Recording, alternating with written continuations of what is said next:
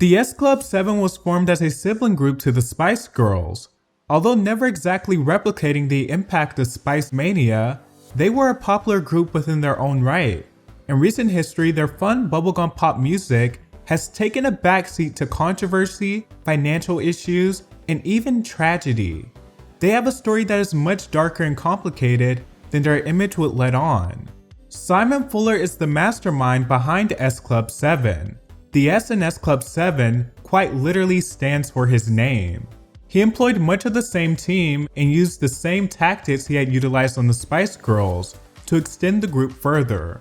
But the Spice Girls and S Club 7 were dramatically different groups with totally different appeals. S Club 7 is a unisex group with a mind-numbingly bubblegum image and 7 members. According to allegations, Simon set out to find members for the group that were submissive and easy to handle, given that the Spice Girls were the polar opposite and were often defiant and loved to be in control.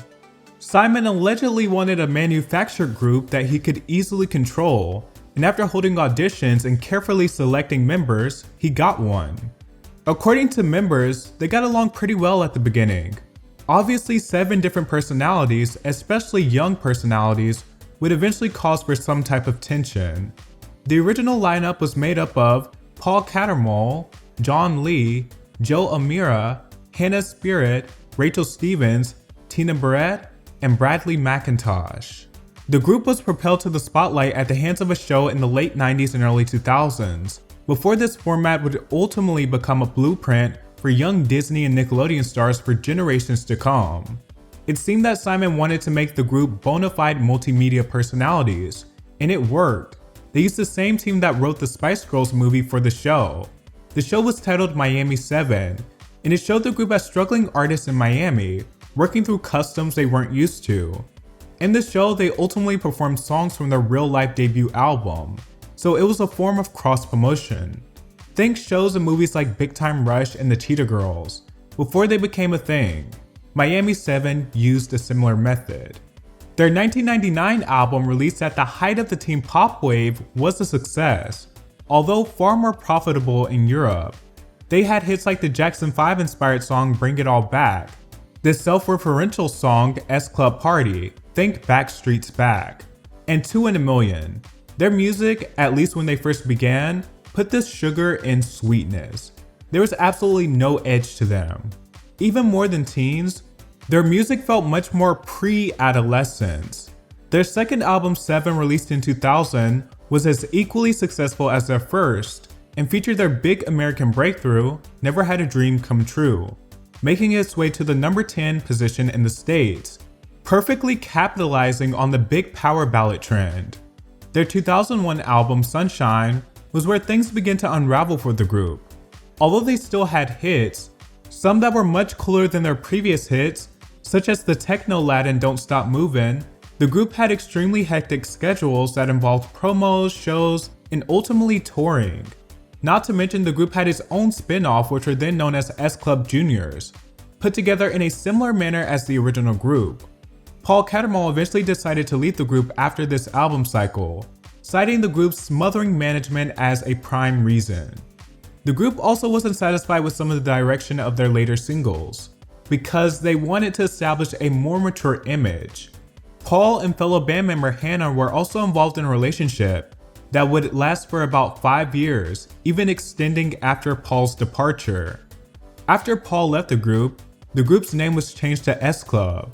Their fourth and final album, Sing Double, was worlds away from their steady chart-topping success, even though they had a movie to coincide with the album for promotion.